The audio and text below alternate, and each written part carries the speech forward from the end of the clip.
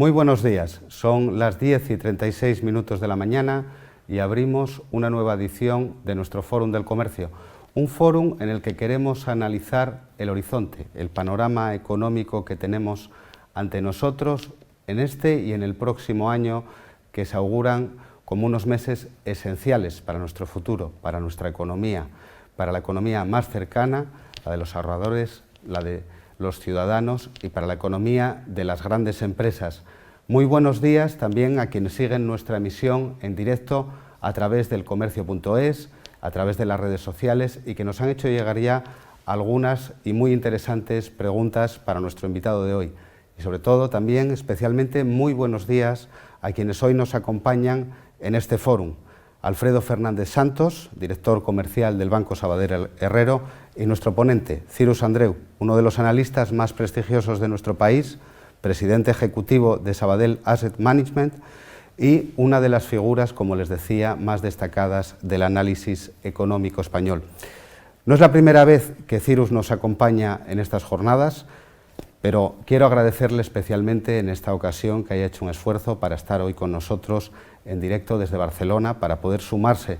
a estas jornadas del comercio y poder darnos su punto de vista en un momento, como les decía, clave para ver esas perspectivas de inversión que será el análisis que realizará para nosotros esta mañana. Pero antes de presentarles a nuestro invitado, permítanme saludar a Alfredo Fernández Santos, como les decía, director comercial del Banco Sabadell Herrero. Alfredo, muy buenos días, gracias por estar con nosotros esta mañana. Te voy a ceder la palabra en breve para que puedas saludar a nuestro ponente, a nuestro invitado, a Cyrus, pero sí que creo que este momento es un momento en el que el análisis, me imagino, en un sector como es el sector bancario, se ha convertido en una herramienta esencial, vital, ¿no?, para poder augurar, vaticinar, ver un poco cómo es ese horizonte que se nos dibuja en lo que algunos ya llaman o definen como la era post-coronavirus, ¿no? Bueno, buenos días, Marcelino, buenos días, Cyrus, buenos días a todas las personas que en estos momentos están conectados para ver esta ponencia de Cyrus. Y en primer lugar me gustaría, agradeceros al Fórum del Comercio porque vuelva a ser un sitio privilegiado en el cual nosotros estamos encantados de estar, porque a través de este fórum, contamos con personas expertas que además nos permiten avanzar y enriquecernos con sus ponencias, como es el caso de mi buen amigo Cyrus, que en estos momentos nos va a hacer la ponencia que hemos comentado, ¿no?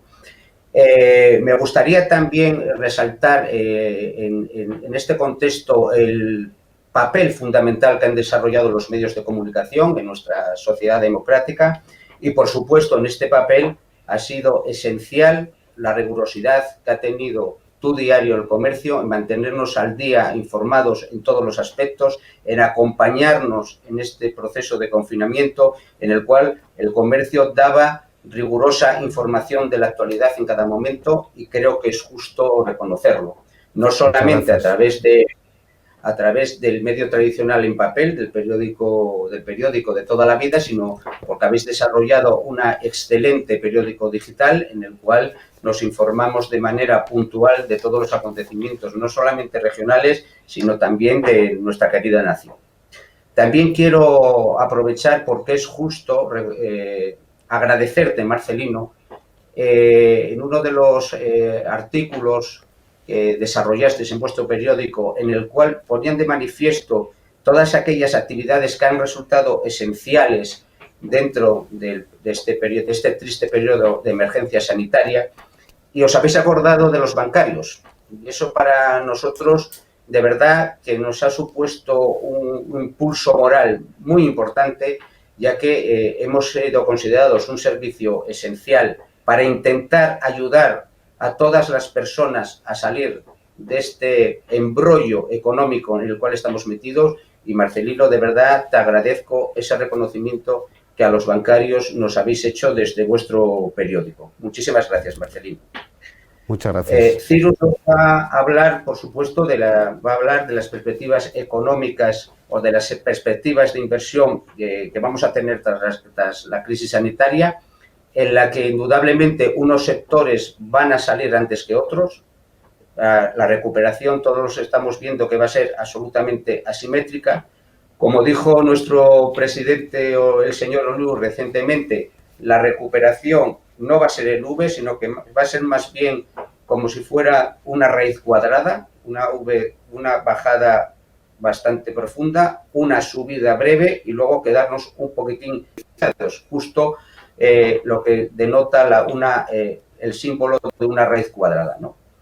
En este contexto, indudablemente, términos como salud, sostenibilidad, medio ambiente, responsabilidad social corporativa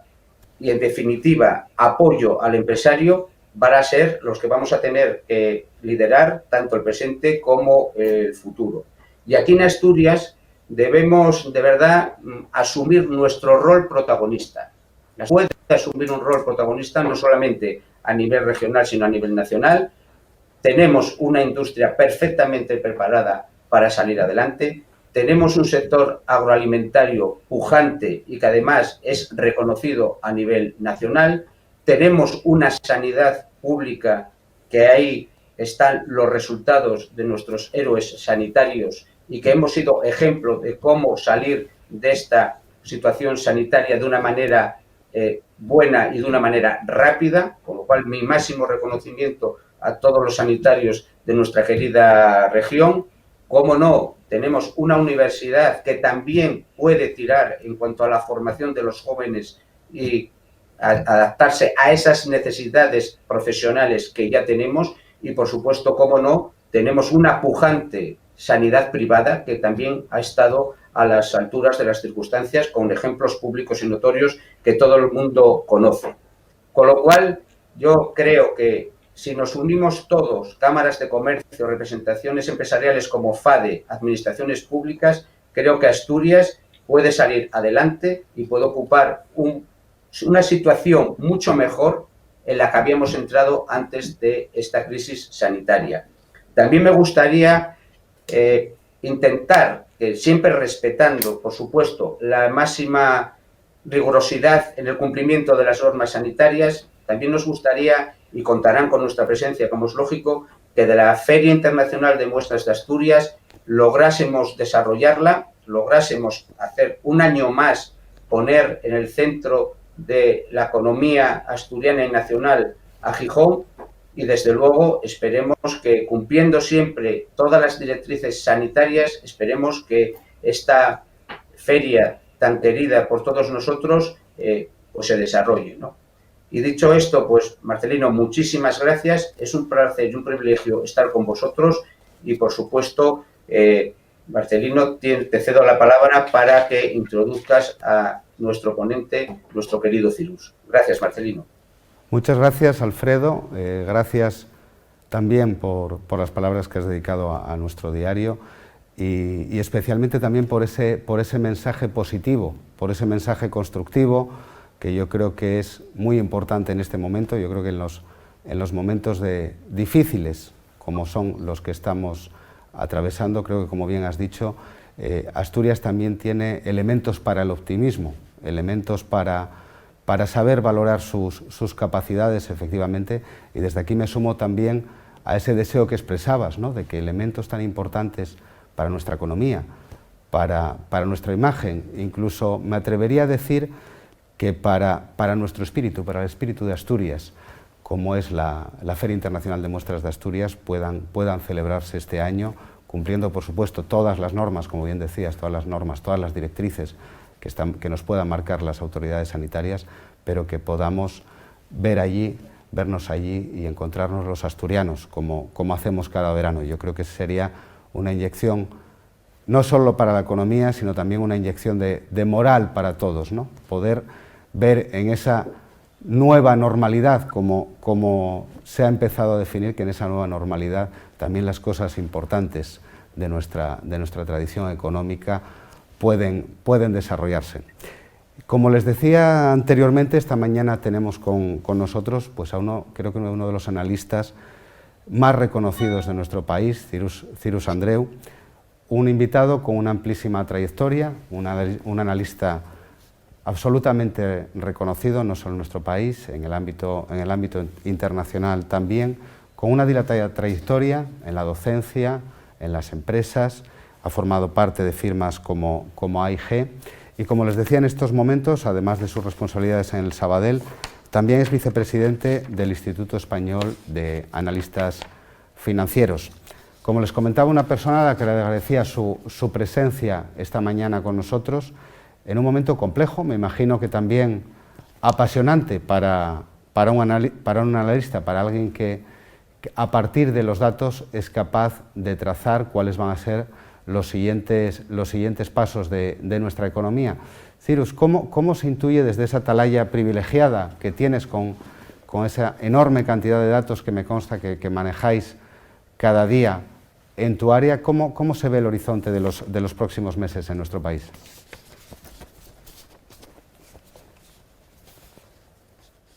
Es un horizonte que depende mucho, y lo hemos aprendido bien,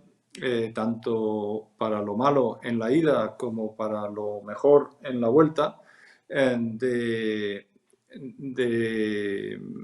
la duración de estas medidas de cierre de la economía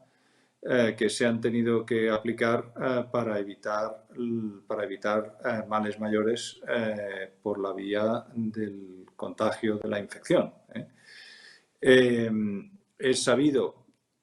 que hay un riesgo de reaparición del virus. Es cierto que hay muy poca información y que muchas veces los pronósticos de los epidemiólogos son a veces contradictorios, pero en la medida en que esta salida del cierre de la actividad económica, esta reapertura de la actividad económica, sea una progresión sostenida y continuada, pues los efectos van a ser mucho menores que los que nos han podido llegar a parecer al seguir las rondas de pronósticos de las entidades públicas o gubernamentales o supranacionales que han ido dando pues medidas de una contracción de la actividad económica muy significativa, ¿no? Tuvimos primero pronósticos del gobierno que preveían una recesión fortísima, de las que se ven efectivamente en muy pocas ocasiones en un ciclo de vida, con una contracción de la actividad cercana a los 2 dígitos. Hemos tenido una segunda ronda de pronósticos que, con la inercia que tienen estos procesos de análisis, pues incluso en boca del Banco de España nos daba lecturas de una contracción de la actividad incluso superior a los 2 dígitos en España. Y en cambio tenemos noticias que nos vienen por el frente sanitario que apuntan a una recuperación más rápida que la supuesta en estas 2 rondas de pronósticos que hemos tenido que incorporar a nuestras expectativas. La verdad es que los mercados de activos de inversión, donde se sitúan los capitales ahorrados por empresas y por familias en instrumentos financieros, como hacen siempre, han descontado el máximo impacto previsible, y eso durante un tiempo largo. Por tanto, si se acelera el desconfinamiento, si se acortan los tiempos de las medidas de distanciamiento social y si se reabre la economía más rápidamente de lo inicialmente previsto, pues podemos tener efectivamente un escenario de recuperación en V, en donde la segunda pata de la V pues quizá no llegue a alcanzar los niveles de salida inicialmente, pero al menos sí vuelva a estabilizarse la dirección de crecimiento moderado que tenía la economía española pues con anterioridad al coronavirus. Y eso es lo que esperamos en breve. Esto lo sabremos con retraso en los datos de la contabilidad nacional y lo sabremos con retraso en los pronósticos oficiales, pero en cambio vamos a disponer de expectativas descontadas en los mercados con mucha anterioridad, y eso es el fenómeno frente al que tienen que situarse precisamente en sus decisiones de ahorro y en sus decisiones de composición de sus carteras los inversores españoles. Y este era el tema que a mí me interesaba desarrollar hoy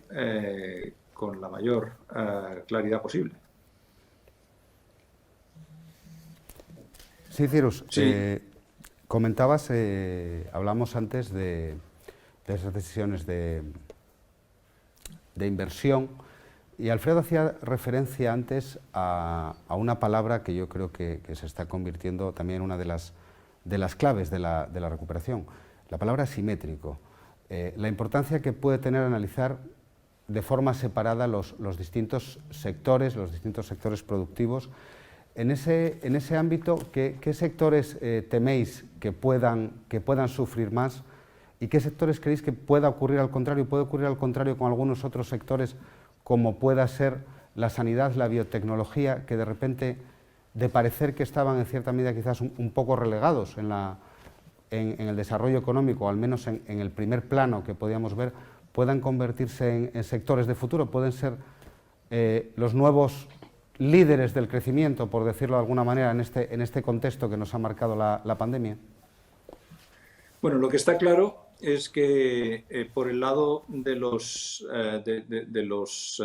más negativamente afectados por la pandemia, vamos a tener los sectores relacionados en general con la movilidad, los sectores del ocio, los sectores relacionados con el turismo es ocio y es movilidad, y también algunos sectores relacionados con el estilo de vida, asociado precisamente a estos otros hábitos y usos a los que me refería, ¿no? Ahí es donde vamos a tener un impacto muy fuerte. Son sectores que pesan mucho en la actividad económica española. El primer exponente del sector de la movilidad, si atendemos tanto a su contribución al PIB como a su peso en términos de capitalización bursátil, pues son los sectores del automóvil, los sectores de las líneas aéreas, los sectores del turismo, hoteles, los sectores relacionados con actividades de ocio en general. Estos son los que probablemente tengan que volver a encontrar una propuesta ajustada a estos riesgos sanitarios de los que ahora somos conscientes y que con anterioridad pues lo éramos mucho menos. Es verdad que los sectores de la salud, que son en general defensivos en términos de su comportamiento bursátil en relación al comportamiento del ciclo económico, han tenido una excelente resistencia, incluso una buena progresión en estas circunstancias en las que la demanda de sus productos pues, se ha disparado hasta colapsar su capacidad de producción en algunos casos. Y destacan en este análisis pues, el subsector dentro del sector farmacéutico que se conoce como ciencias de la vida, que es el sector que desarrolla tests, que desarrolla vacunas, que desarrolla medicación para tratar estas infecciones, pero también el sector de los dispositivos médicos, el sector del material hospitalario. La anécdota en España ha sido la de los respiradores, que nuestras unidades de cuidados intensivos han necesitado para atender la brusca avalancha de casos de coronavirus, pero en general estos sectores pues ya han experimentado el incremento de demanda que la crisis ha producido. Hay tendencias de fondo que quizá solo han empezado a desplegar en su comportamiento como activos de inversión los efectos de la crisis sanitaria que estamos viviendo. Y eso es particularmente todos los sectores relacionados con la transformación digital y con la nueva economía digital. Si algo ha traído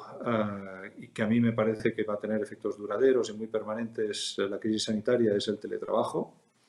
el teleocio y la telecultura, y todo eso rueda sobre las herramientas que desplegan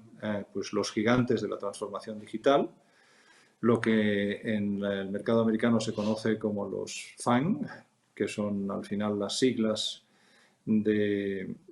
unas compañías, de 5 compañías, que son las compañías que son la plataforma de estas transformaciones: Facebook, Amazon, Apple,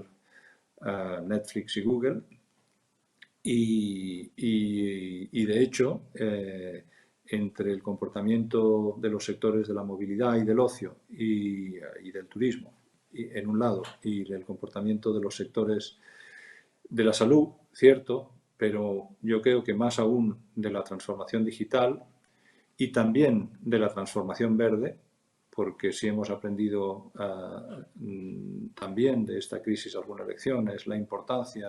de entender los límites que nuestro entorno natural nos impone a la hora de desarrollar nuestras actividades. Y estos dos temas, tanto la nueva economía digital o el impulso tremendo que esta crisis sanitaria da a la economía digital, como el arranque también, particularmente en Europa, con programas de apoyo gubernamental muy fuertes, la nueva economía verde, pues van a tener un comportamiento en términos de crecimiento de su actividad, en términos de crecimiento también de su valoración en los mercados de capitales, un recorrido muy largo y sostenido. Y probablemente son los sectores donde mayor es la visibilidad a largo plazo y mayores también son las rentabilidades esperadas para el inversor bursátil. Siguiendo un poco con este término que nos planteabas, esta nueva economía digital que vamos a ver, entiendo que acelerón de determinados ámbitos que nos comentabas, ¿crees que los países, España en concreto, deben replantearse el modelo económico? Por ejemplo, en la anterior crisis se habló mucho del replanteamiento de la economía, de un paso de la famosa economía del ladrillo a un nuevo modelo. ¿Ha llegado el momento también de que los países y también de que los inversores, como decías, asuman que estamos ante un nuevo modelo, que en los próximos meses, años, vamos a ver cómo cambia el modelo económico, cómo cambia la potencia económica, el peso económico de los sectores de forma drástica, o no va a ser tan acentuado, no va a ser tan rápido, va a ser simplemente, digamos, una progresión? Bueno, el cambio hacia la economía digital ya estaba muy avanzado, pero es cierto que era un cambio que afectaba a algunos sectores, tanto de la actividad económica como de la sociedad, probablemente los sectores más dinámicos, los sectores más jóvenes, pero no... y manejábamos este concepto de brecha digital entre estos sectores más dinámicos, más jóvenes y el resto de la sociedad y el resto de la actividad económica, pero hemos visto que ahora ha sido un empujón el cierre de la actividad económica presencial ha propiciado a estos nuevos sectores que pueden desarrollar su negocio, su modelo de servicio, su propuesta a través de medios digitales. Ha sido un impulso formidable. Las ventas a través del comercio electrónico, las altas en los canales de streaming, la utilización de las plataformas de videoconferencia, de videollamada, de todos estos mecanismos digitales que ya tenían un uso muy extendido, pero en adelante lo que se ha demostrado es que su uso es inevitable. Es decir, la brecha digital es algo que puede afectar con tanta importancia al desarrollo de nuestras vidas en adelante que esto necesariamente va a incorporar a los digitales tardíos al uso de todas estas herramientas, de todas estas propuestas que la transformación digital nos propone. Y por tanto, de lo que se trata es de rápidamente traer al nivel necesario todas las actividades productivas, todas las actividades de servicios, la formación, el ocio, que hasta ahora pues, tenían lugar exclusivamente en entornos presenciales. Todo va a ser digital primero, en adelante, y además presencial cuando eso sea conveniente. Pero hay mucho que hacer en el tejido productivo español y eso va desde las actividades primarias hasta las actividades de servicios para digitalizar. Ahí las políticas públicas tienen un papel importante y en España haríamos muy bien en aprovechar esta reflexión sobre cuáles son las políticas de impulso que tienen que propiciarse en adelante para priorizar las políticas de inversión en transformación digital. Es difícil imaginar una política más rentable en términos sociales y en términos económicos que la de la digitalización rápida de todas nuestras actividades. El impulso a la economía verde, que es un programa muy europeo,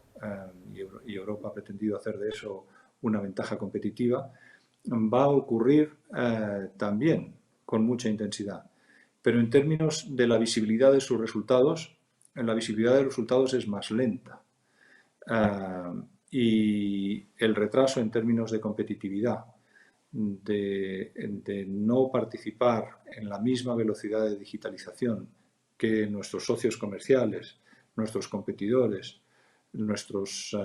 mercados, es muy grande. Por tanto, esto es un problema estructural al que hay que dar respuestas rápidamente. El acceso el acceso a una buena conexión a Internet es un imperativo para mantener la actividad económica, para mantener la posibilidad de formación, la posibilidad de ocio, al final la posibilidad de vida en determinados entornos que hoy todavía no disponen de esa infraestructura. A mi entender, esta posibilidad de acceso a la economía digital es uno de los elementos de política de infraestructuras críticos en este momento, y en esta reflexión sobre la ubicación de la población española en unas zonas u otras, la España sobrepoblada y la España vacía, la mejor manera de hacer política de un reparto razonable de la población en el territorio es precisamente asegurar una posibilidad de acceso a estas tecnologías digitales que sirven para todos los aspectos de la vida ahora mismo con urgencia. La crisis nos ha enseñado que esto es urgente y que esta asignatura tiene pocas convocatorias adicionales y, por tanto, tenemos que poner muchísimo empeño en ello. El sistema educativo se está preparando para ya empezar en septiembre con un nivel de actividad en línea, en formato digital muy importante, pero todas las actividades económicas tendrían que hacer lo mismo. Y eso, insisto, va desde el papel que ha de jugar el comercio electrónico en las industrias, en los sectores primarios, en los sectores que producen alimentos, todo el sector de toda la cadena de transformación alimenticia, toda la cadena de distribución. Y desde esto hasta los servicios que ya han nacido digitales, pues tenemos que ordenar nuestras prioridades para incorporar al conjunto de la economía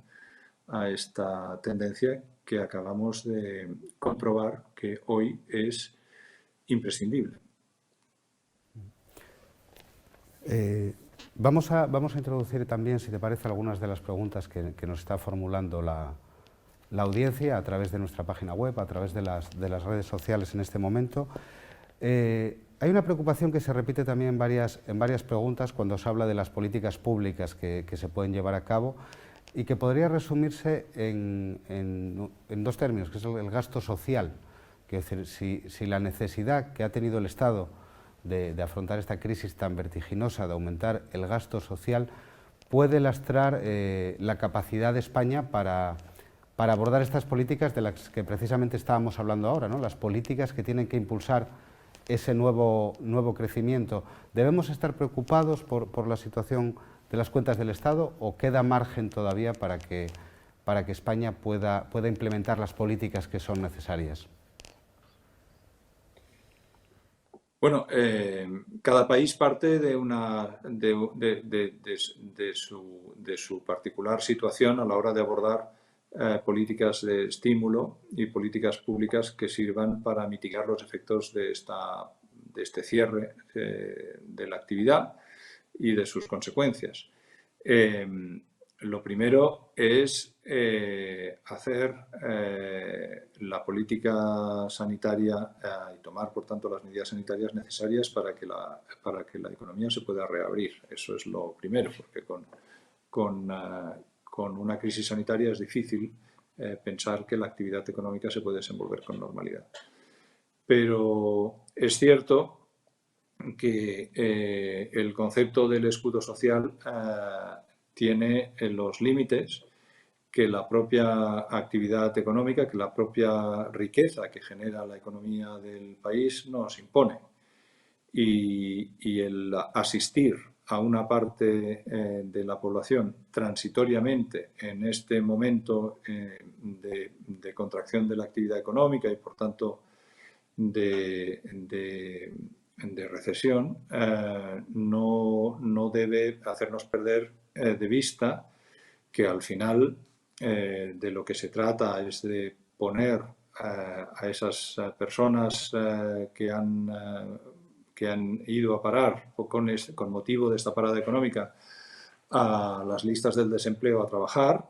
y que ahí el papel más importante en términos de creación de empleo lo tiene la empresa privada, y de lo que se trata es de ayudar a que las empresas vuelvan a funcionar como lo estaban haciendo, o mejor, en este nuevo entorno más digital y más verde. Los recursos tienen que dedicarse a las dos cosas, pero es muy importante no olvidar que el empleo lo crean las empresas, que hay que crear las condiciones para que las empresas puedan reabrir, para que las empresas tengan liquidez para mantenerse activas en este periodo en el que todavía estamos de cierre parcial de la actividad económica. Se ha hecho un esfuerzo muy grande por parte del sector público en asegurar esta liquidez. Lo ha hecho el Instituto de Crédito Oficial, que por decisión gubernamental, desplegando un programa de préstamos y avales que suma 100.000 millones de euros. Los bancos hemos estado acercando esas líneas de financiación a las empresas y asegurando que podían acceder a esos programas con mucha dificultad, porque todo esto ha supuesto una sobrecarga de la capacidad de procesar solicitudes de crédito, lo mismo que le ha pasado a la Administración con las solicitudes de prestaciones de desempleo o de otras prestaciones asistenciales. Y de lo que se trata es precisamente de entender que vamos a tener una recuperación en V, y que lo que hay que conseguir es mover el segundo lado, la recuperación, que es la segunda línea de la V, lo más arriba posible. Eso lo vamos a conseguir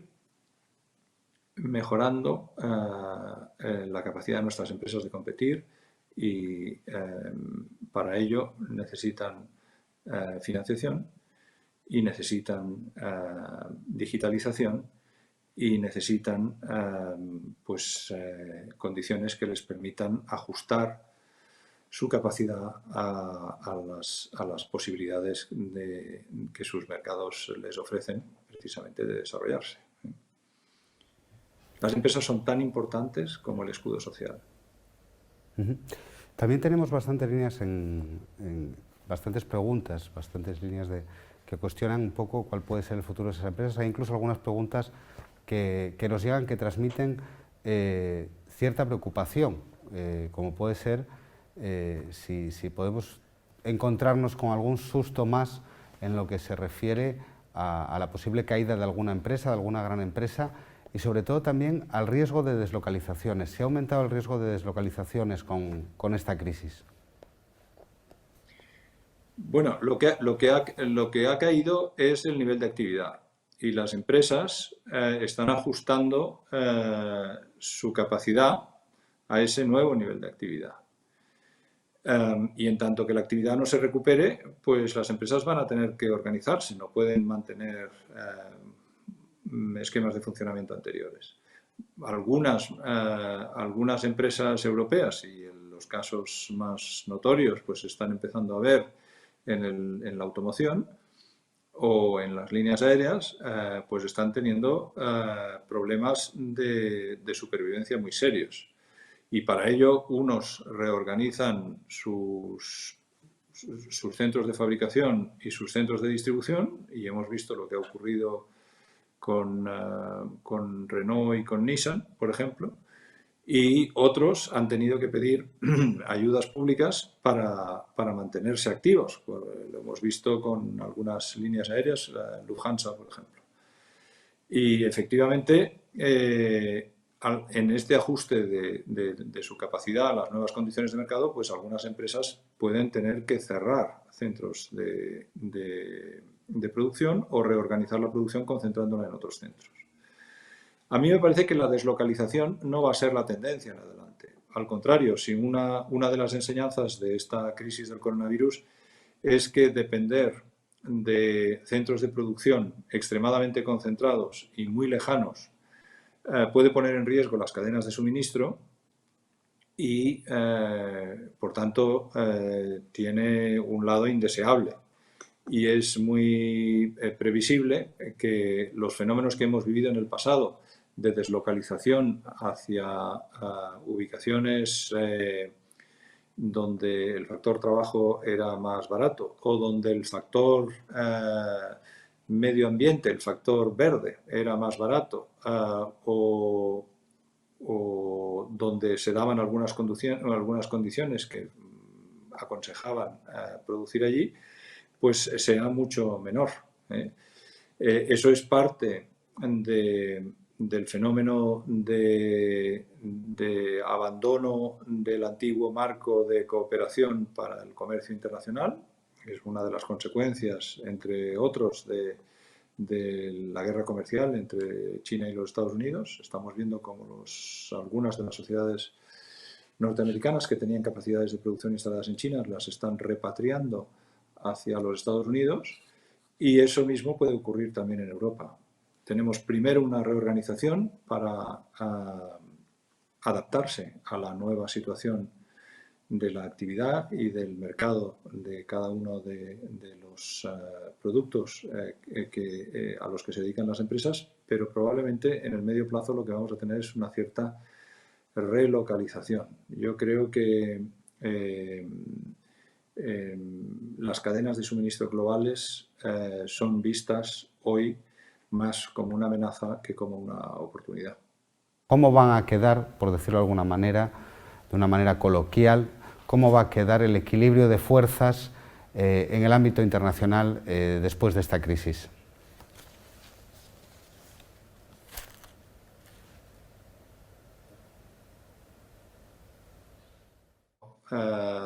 el cambio de los equilibrios geoestratégicos y también económicos a favor de China, que ha conseguido superar los efectos económicos de la crisis del coronavirus pues muy rápidamente, y eso en parte porque sus medidas de cierre parcial de la economía pues han sido mucho más eficaces, y sus medidas de control de los movimientos de la población han sido mucho más eficaces que las aplicadas en Europa.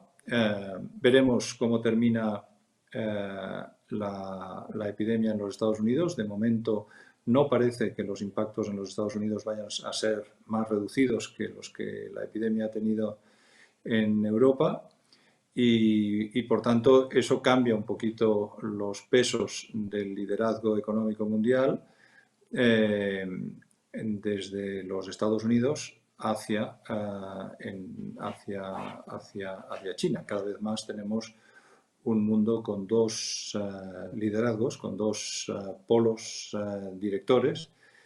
en vez de tener un imperio norteamericano en términos económicos, que es la situación que habíamos vivido en tiempos anteriores. Eso no es ni bueno ni malo per se, dependerá de en qué medida Europa pueda manejar precisamente su posición comercial en esos dos frentes. El virus ha tenido una propiedad que también hay que reconocerlo, y es que ha llevado a los Estados Unidos a reconsiderar sus objetivos en este reequilibrio de las relaciones comerciales que nosotros periodísticamente a veces llamamos guerra comercial, y desde luego Europa no está hoy en el foco de las preocupaciones en términos de equilibrio comercial de los Estados Unidos. Sigue siendo China el objeto de sus preocupaciones y el objeto de sus medidas de limitación vía aranceles y por otras muchas vías del intercambio comercial. Por tanto,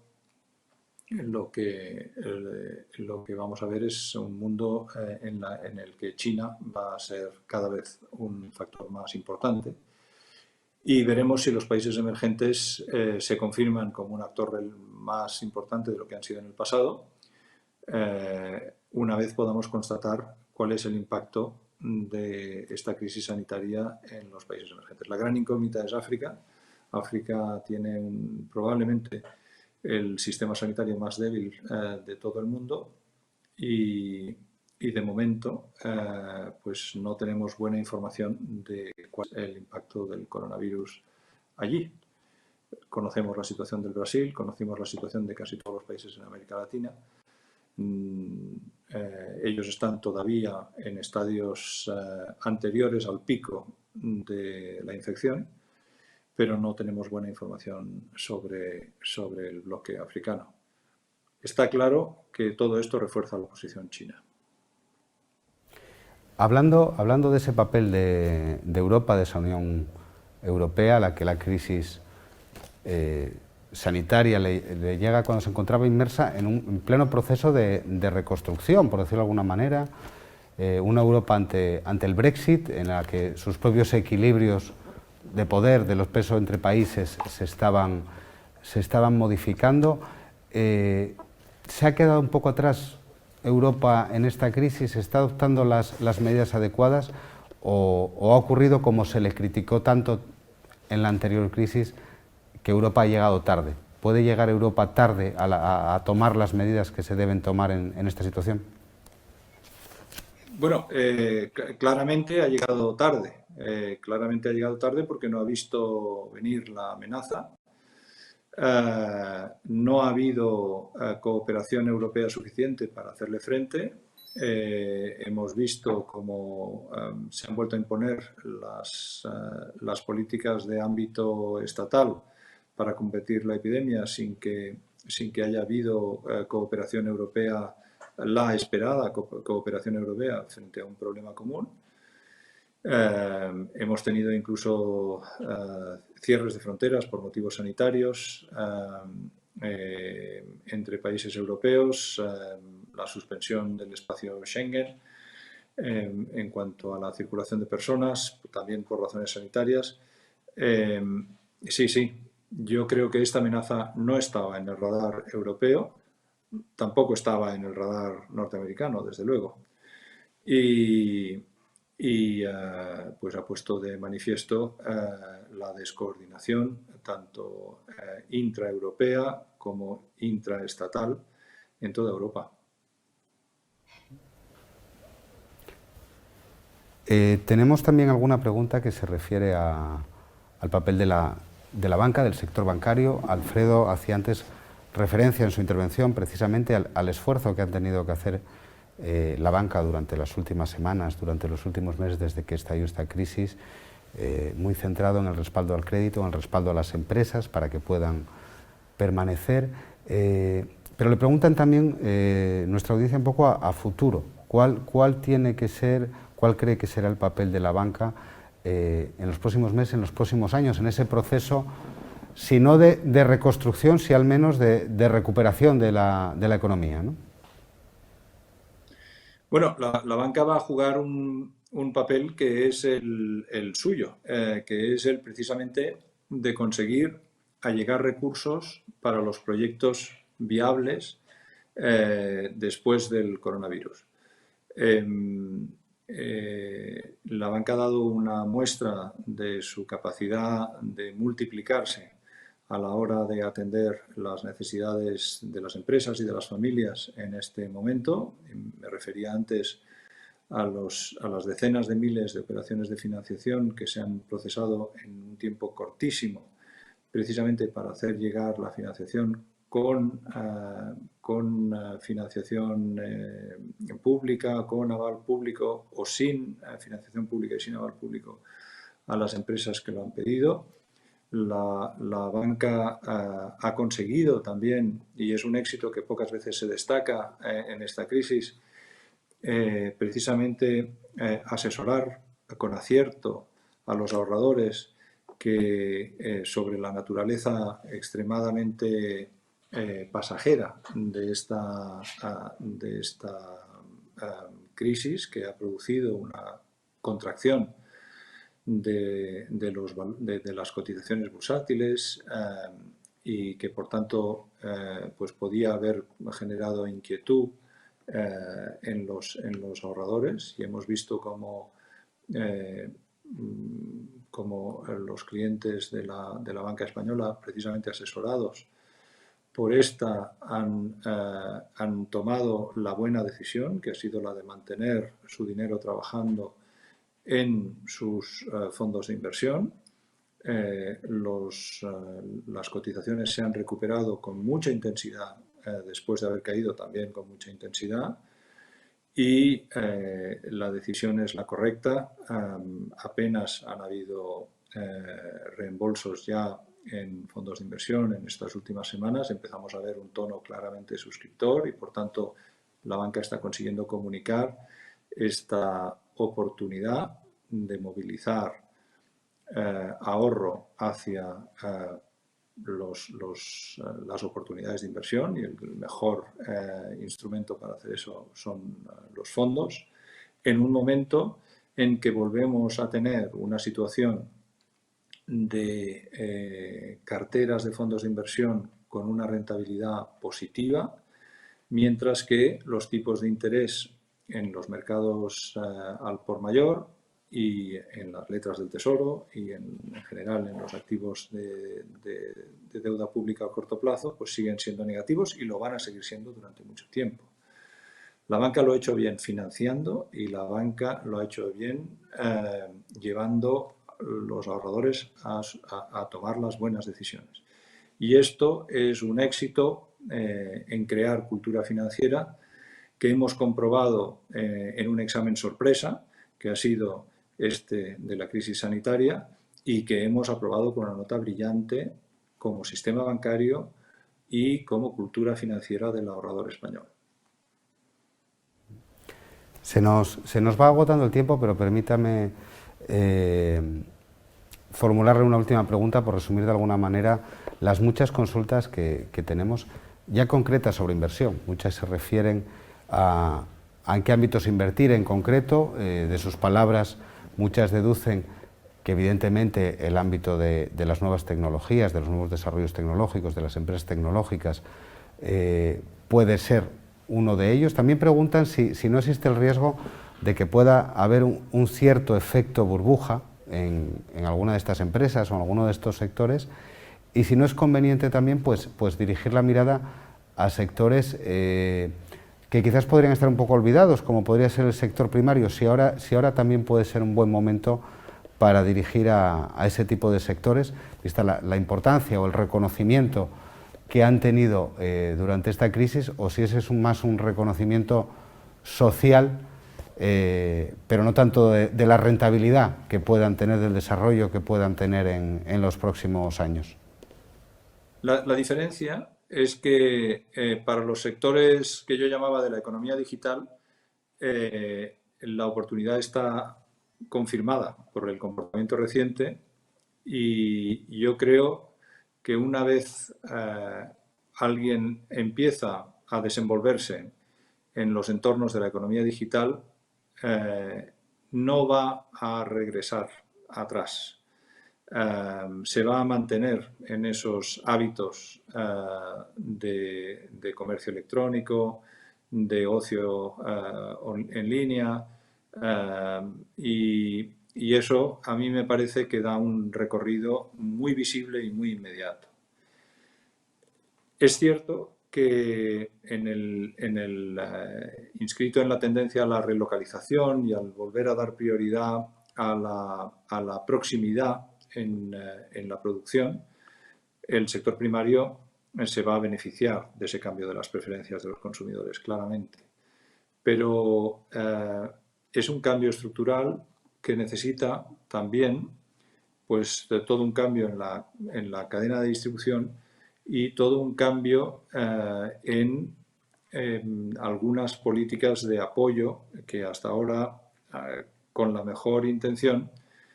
se han venido propulsando desde precisamente la Comisión Europea, y que tienen que ser reexaminadas para precisamente facilitar la sostenibilidad medioambiental de nuestro sector primario.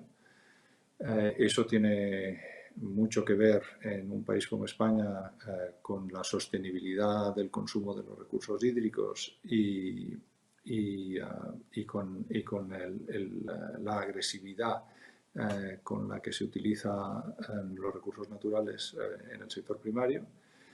Y yo creo que todo eso va a ir tomando una importancia creciente y vamos a ir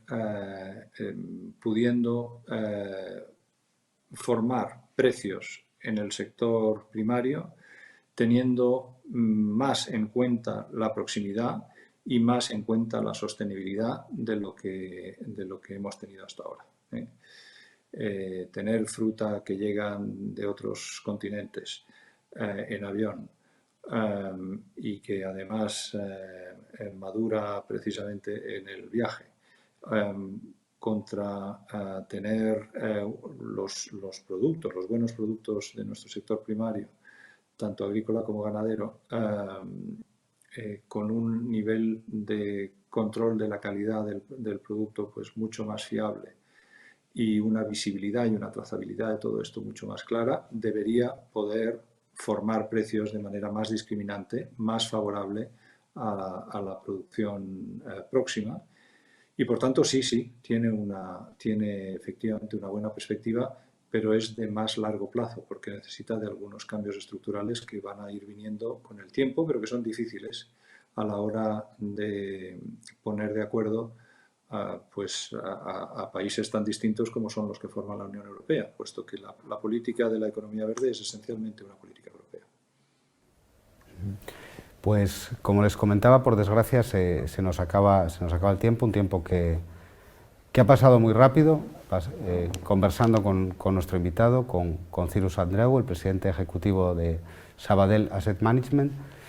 Un placer, Cyrus, muchísimas gracias por estar con nosotros. Creo que nos dejas reflexiones muy interesantes para abordar, análisis que estoy seguro que veremos cumplirse en los próximos meses, y términos que creo que se van a hacer muy frecuentes en el lenguaje no solo periodístico, no solo bancario, sino también en nuestro lenguaje cotidiano de los próximos meses y de los próximos años, como es esa nueva economía digital. Confiemos que también sean frecuentes términos que hemos utilizado en esta charla, como ha sido el término de relocalización en lugar de deslocalización, y sobre todo el análisis que nos han hecho de cuál puede ser también ese nuevo equilibrio de fuerzas y esos nuevos sectores en los que se va a fundamentar, no sé si llamarla la economía post-COVID, pero sí desde luego el cambio que vamos a vivir en los próximos meses, ¿no? Muchas gracias también, Alfredo, por estar con nosotros esta mañana, director comercial del Sabadell Herrero, por respaldar, como hacéis siempre, estas jornadas, por acercarnos ponentes de la talla de Cyrus Andreu para abordar desde aquí, desde Asturias, temas que son fundamentales para los ciudadanos, para nuestra economía y, en definitiva, para nuestro futuro. Muchas gracias. Y muchas gracias también a todos los que nos han seguido esta mañana, nuestra emisión en directo, a través de la página web, a través de todos los formatos en los que se ha emitido, de las redes sociales. Muchas gracias por acompañarnos, por formular sus preguntas a nuestro invitado y por el interés que han demostrado a lo largo de esta mañana. Espero verles pronto de nuevo en una nueva edición de nuestro Fórum El Comercio. Muy buenos días. Buenos días.